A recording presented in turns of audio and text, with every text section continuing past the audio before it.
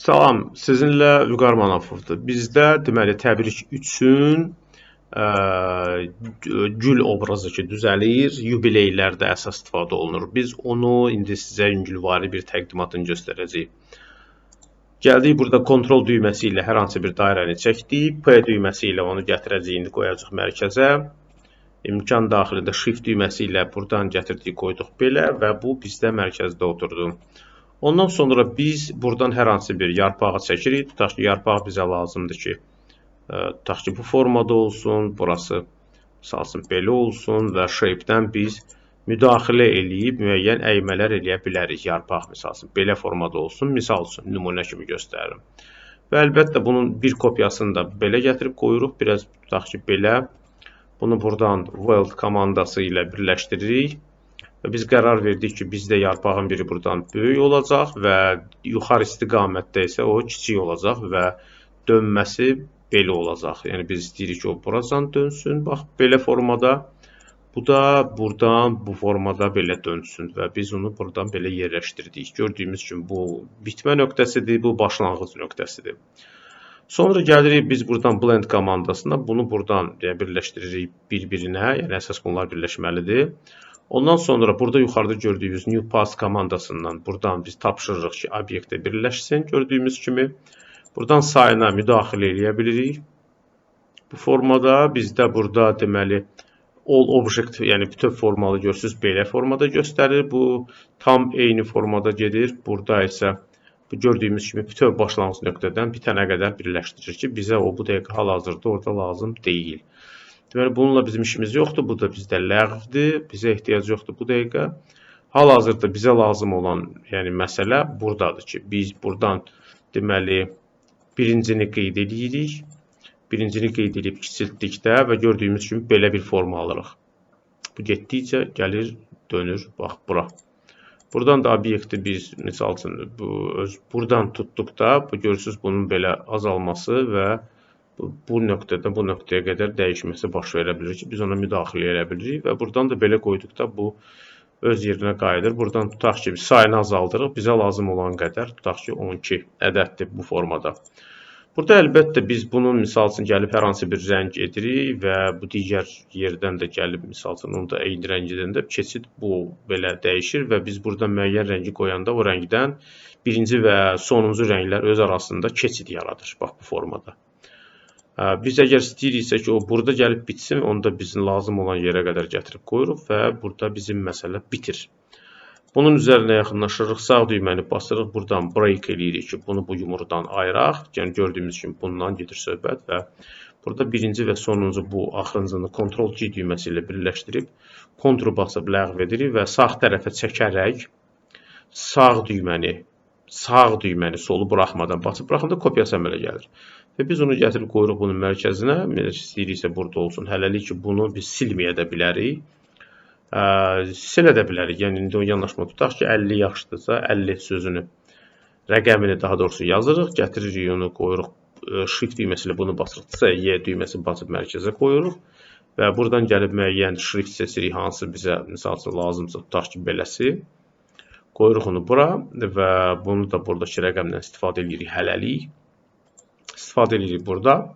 Bunu salırıq aşağı və aşağıda tutaq ki, yazırıq years və yaxud il. Bu formada, misal üçün 50 il və yaxud buradan qeyd edirik yubiley. Nə istəyiriksə yazırıq. Burada yazırıq years. Bunu qoyduq bura. Buradan bunu götürdük, biraz bunu sıxdıq.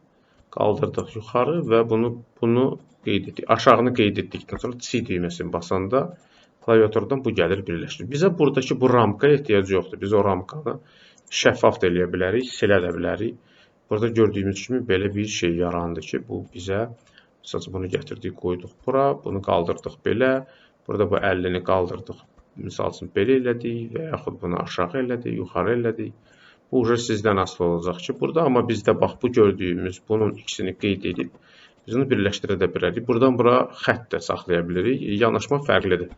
Yəni bu sadəcə olaraq bir nümunə idisə göstərilir. Bunun hamısını sonra qeyd edirik və basırıq. Bunun hamısını qeyd edirik və sağ düyməni basıram ki, buradan qrup eləyək ki, sonra P düyməsini basanda, klaviaturdan P düyməsini basanda bu gəlir düşür mərkəzə. Və burada əlbəttə sonra hamısını qeyd edib bunu qızıl eləyə bilərik. Sonra bunun bir kopyasını biraz arxaya qoyub, sonra qara eləyib arxasına ata bilirik. Və yaxud bunun bir ədədini qeyd eləyib, sonra buradan yuxarıdan aşağı dartıb, misal üçün elə bu qızılın özündən götürüb, sonra buradan müəyyən müdaxilələr eləyirik və sonra bura gələk və buradan bir dənə tünd eləyim.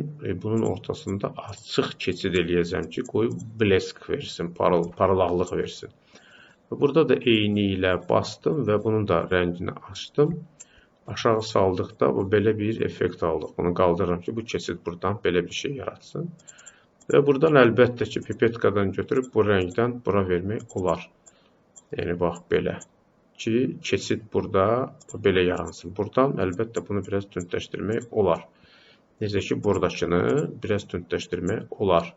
Ki, bu belə qızıl effekti versin, gördüyümüz kimi. Amma bunun yuxarısına qədər qaldırmaq lazımdır imkan daxilində bu belə. Ki, qızıl effekti versin. Əlbəttə, qızıl effektin sonra ötürmək də olur. Amma unutmayaq ki, biz obyekti belə eləmişiksə, Ctrl-R düyməsini basanda hamısı qızıl olacaq. Burada bu qızılın üstündə işləmək lazımdır ki, yəni baxasınız ki, hansı sizi qane eləyir, elə də eləyəsiniz.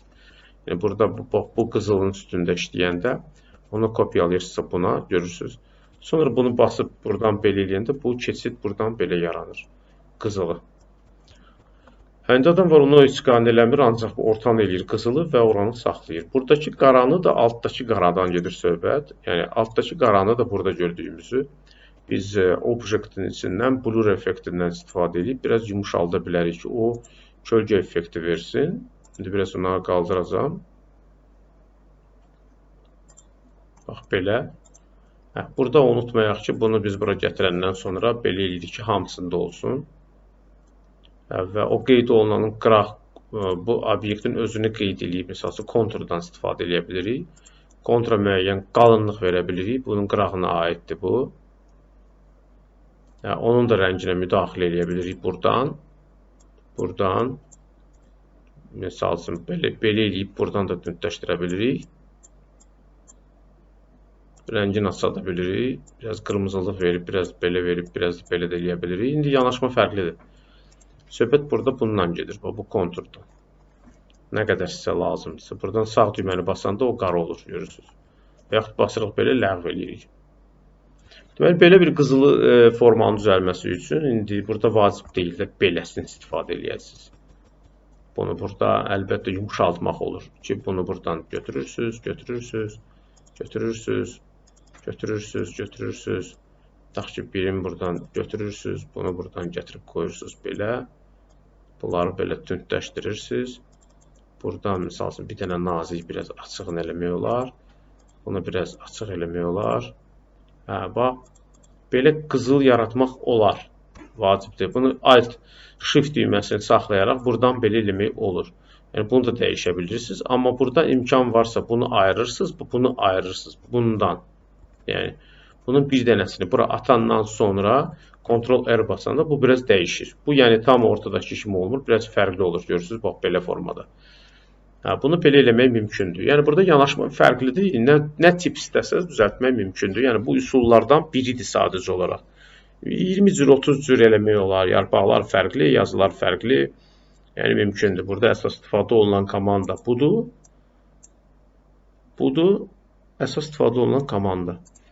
Buradan da biz onun bütün nastroykalarını dəyişirik. Yəni ki, onun qatını, buradası birləşməsini və şrifti.